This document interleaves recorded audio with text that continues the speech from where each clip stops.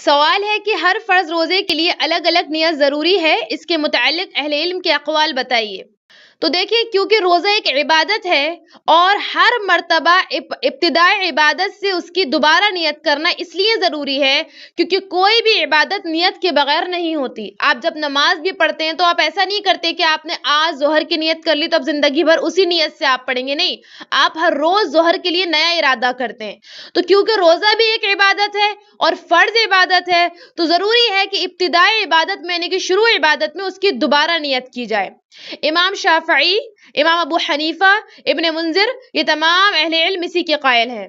اسی طرح امام شوکانی رحم اللہ کہتے ہیں کہ ہر دن کے لیے الگ نیت کرنی چاہیے۔ ان کی کتاب نین الاوتار جلد نمبر 3 صفحہ نمبر 163 پر یہ بات درج ہے۔ اسی طرح ابن قدامہ رحم اللہ کہتے ہیں، وہ بھی اسی کے قائل ہیں کہ ہر روزے کے لیے آپ کو نئی نیت کرنی ہوگی۔ المغنی جلد نمبر 4 صفحہ نمبر 337۔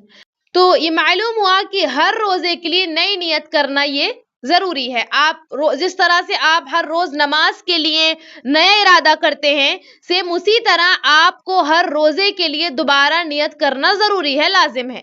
آن لائن اسلامی ٹیوشن بچوں، بچیوں، خواتین اور مردوں کے لیے، اس کے علاوہ آن لائن 2 ایئر عالمہ کورس خواتین اور لڑکیوں کے لیے تعلیم.ایجوکیشن ویب سائٹ وزٹ کریں، QR کوڈ سے اپلیکیشن ڈاؤن لوڈ کیجئے، 8106126040 پر میسیج کریے۔